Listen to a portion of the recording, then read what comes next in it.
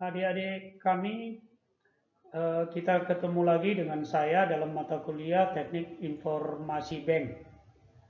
Eh, kita kalau minggu lalu kita sudah belajar mengenai prinsip-prinsip keamanan informasi.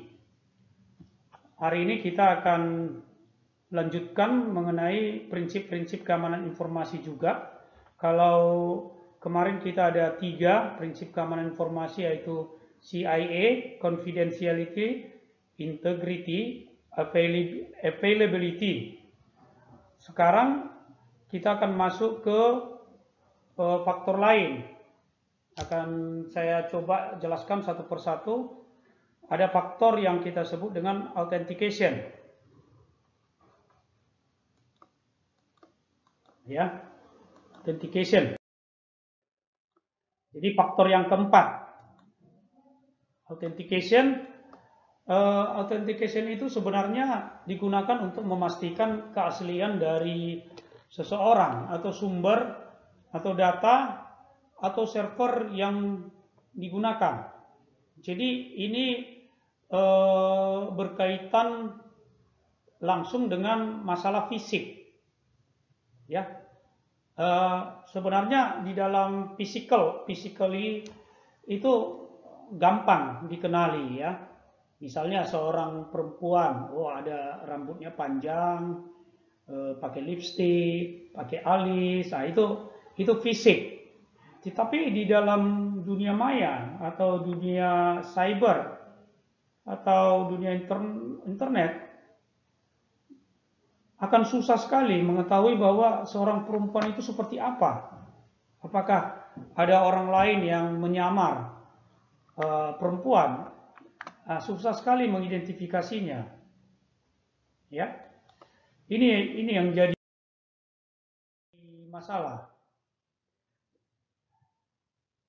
Biasanya kita untuk autentikasi kita menggunakan beberapa faktor. Dalam hal ini umumnya digunakan 3 faktor, ya, 3 faktor. Yang pertama itu biasanya disebut adalah sesuatu yang kita miliki, what you have, ya, seperti saya misalnya, Bapak Benget misalnya, ya, nah, itu berarti apa yang saya miliki untuk memastikan bahwa itu Benget. Nah, itu ada KTP. Nah, itu misalnya, ya. Yang kedua itu adalah faktor kedua yang sering digunakan adalah sesuatu yang kita ketahui, what you know. Ya. Yang ketiga adalah sesuatu yang melekat kepada fisik tersebut, what you are. Nah, contohnya begini.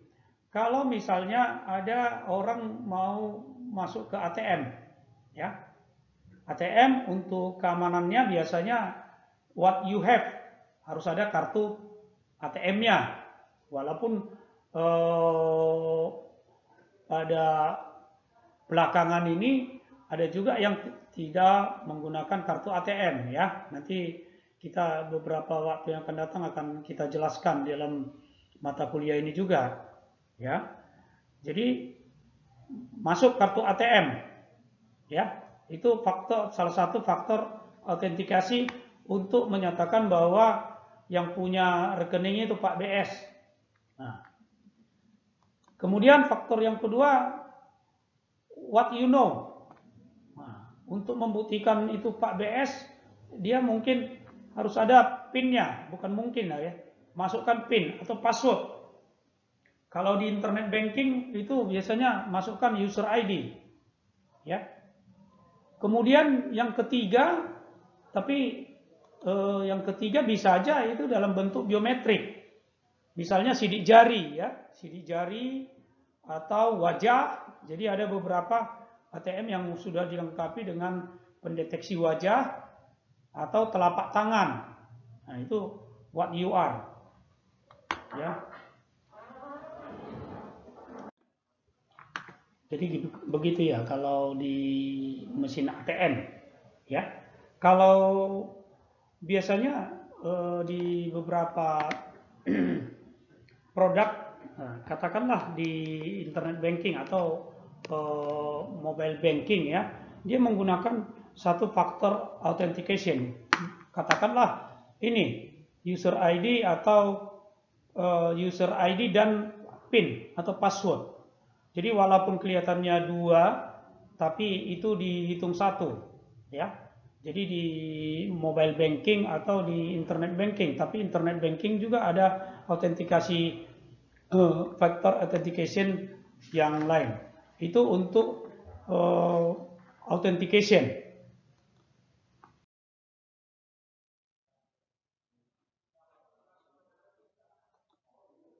Selanjutnya ada yang kelima, yaitu non-repudiation.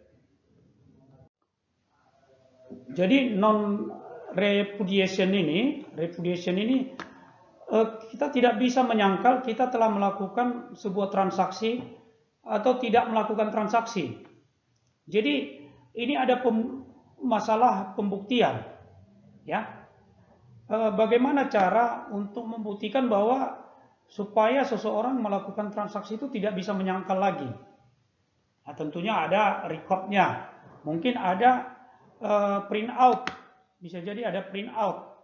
Kemudian ada sertifikat kali ya, bisa dikatakan demikian. Dan kedua menyangkut hukumnya, ya. Jadi kalau sudah transfer, misalnya ya seseorang itu sudah melakukan transfer, hukumnya gimana supaya dia tidak bisa menyangkal lagi? Karena terus terang kalau di bank nota-nota yang sudah diposting itu biasanya kan ada autentikasinya, itu berbentuk print ya, validasi. Nah, non repudiation ini bagaimana memvalidasi bahwa atau membuktikan seseorang itu tidak bisa menyangkal lagi bahwa dia sudah melakukan atau tidak melakukan sebuah transaksi, ya. Yang keenam, prinsip-prinsip keamanan informasi itu adalah access control, ya. Ini merupakan satu aspek lagi yang juga sering digunakan. Access control ini sebetulnya adalah mekanisme untuk mengatur siapa yang boleh melakukan apa, ya. Katakanlah di autentikasi dulu, seperti saya misalnya ya. Saya katakan seorang manajer, ya, manajer. Kemudian sebagai seorang manajer tentunya sudah diatur apa-apa saja yang boleh diakses sehubungan dengan informasi, ya. Apa saja yang bisa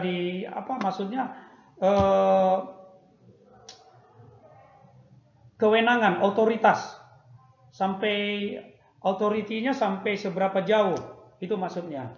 Jadi misalnya apakah saya punya kewenangan untuk mengakses sebuah satu sistem informasi sampai seberapa jauh?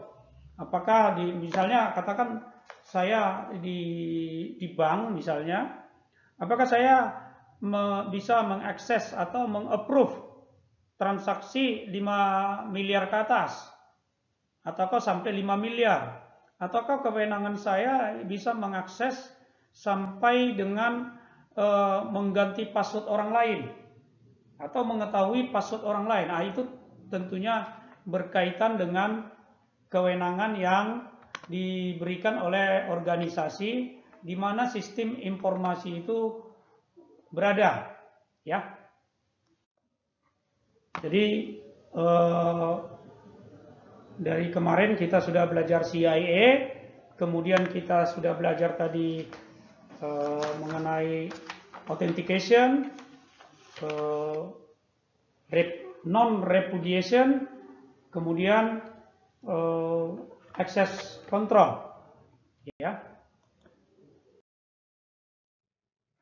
Yang ketujuh, kita akan membahas mengenai attack atau serangan, ya. Jadi William Stolling, seorang pakar keamanan informasi, mengkelompokkan jenis-jenis serangan berdasarkan topologinya, ya. Jadi yang pertama itu ada interupsi, yang kedua interception atau penyadapan, yang ketiga modification atau perubahan, yang keempat fabrication atau pemalsuan. Satu persatu akan kita bahas sedikit apa yang dikatakan oleh William Stolling ini. Interupsi adalah kegiatan menginterupsi pesan, ya. Katakan si A mau mengirim informasi kepada si B, akan tetapi di tengah jalan informasi tersebut dihentikan oleh si C, ya. Jadi si A ingin mengirimkan pesan kepada si B, yang kemudian pesan dihentikan oleh si C yang ada di tengah, sehingga pesan tersebut tidak sampai. Itulah interruption. Seperti yang sudah dijelaskan, interruption attack ini terkait dengan pengiriman data dari sebuah entity ke entity lain, dari A ke B, kemudian berhenti di tengah-tengah. Caranya ada bermacam-macam. Salah satu cara tentu saja menghabiskan bandwidth jaringan, misalnya dengan membanjiri atau flooding, network flooding misalnya. Nah, ini merupakan salah satu cara untuk menginterupsi. Serangan yang kedua adalah interception, ya. Interception adalah penyadapan. Jadi misalnya ya, si A ingin mengirim pesan ke si B, kemudian oleh C yang ada di tengah, dia menyadap data tersebut, ya. Jadi di tengah jalan datanya tersebut disadap oleh si C. Jadi bentuk serangan seperti itu disebut interception, ya. Jadi di dalam penyadapan ini sangat berbahaya apabila yang dikomunikasikan itu misalnya adalah password atau PIN atau data yang bersifat rahasia, ya. Contohnya dengan program sniffer. Atau beberapa waktu yang lalu ada sebuah alat yang digunakan oleh penyadap, digunakan di kartu ATM, ya. Jadi di mesin ATM itu dimasukkan di tempat pemasukan kartu itu dibuat alat penyadap oleh penjahat-penjahat. Jadi data yang ada di magnetic stripe, dulu ATM dalam bentuk magnetic stripe, sewaktu dia melewati alat itu disadap. Jadi di situ data-data kita termasuk data tabungan kita itu disadap oleh alat tersebut. Nah, itu yang bentuk serangan interception. Kalau sekarang memang sudah mulai alat tersebut sudah mulai jarang digunakan oleh para penjahat karena sekarang ada ketentuan dari Bank Indonesia, kartu ATM itu sudah harus memakai atau menggunakan chips sebagai ganti dari magnetic stripe untuk penyimpanan data, ya. Jadi pergantian menjadi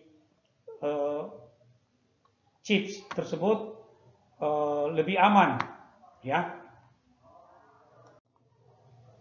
Jenis serangan yang ketiga adalah fabrication, ya. Modification. Jadi jenis serangan ketiga adalah modification, yaitu merubah. Misalnya si A mengirim pesan kepada si B,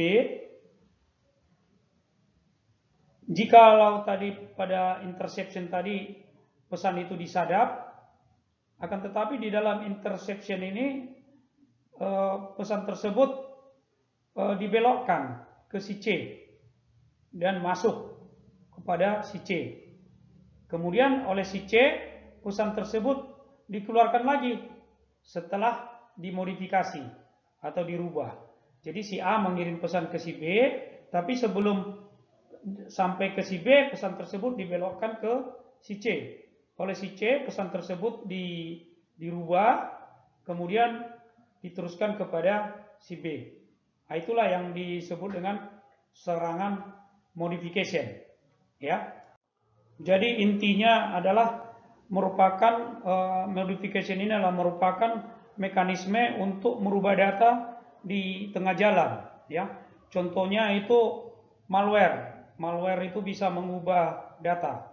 Yang kita takutkan dari malware ini sebenarnya dia bisa merubah data di tengah jalan.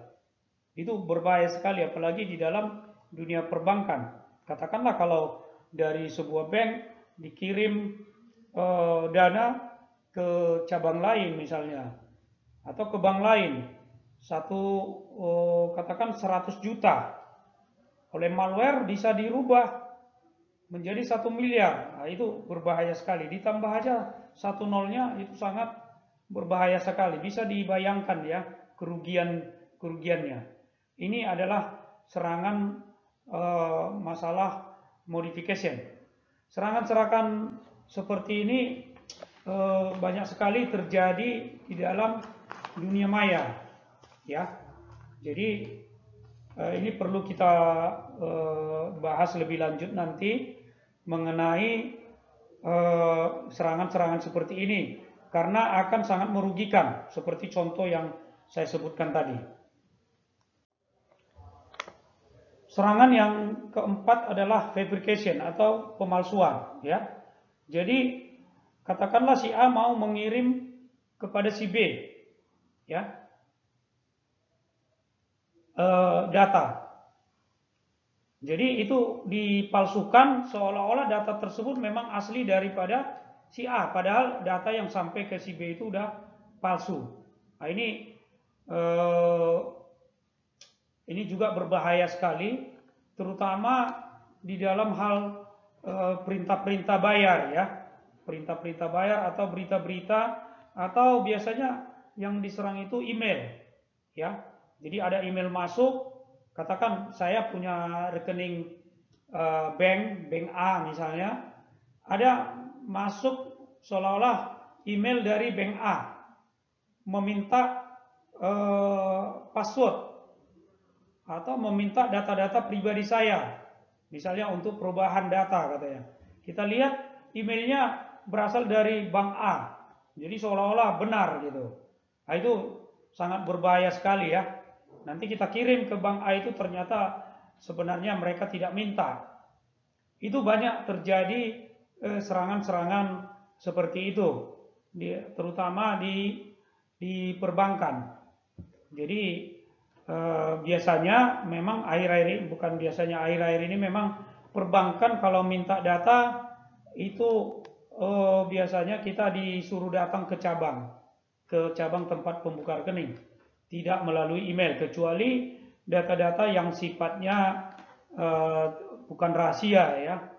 Tapi kalau yang misalnya mandatori, yang bersifat rahasia, itu misalnya tanggal lahir, password, nama ibu kandung dan lain-lain, itu tidak diminta dari email. Takutnya emailnya dipalsukan oleh para penyerang, attack. Ya. Baik. Saya pikir sampai di sini dulu teman-teman adik-adik mahasiswa sekalian. Lain kali kita pelajari lagi, kita lanjutkan lagi mengenai prinsip-prinsip keamanan di bidang teknologi informasi. Terima kasih, selamat siang.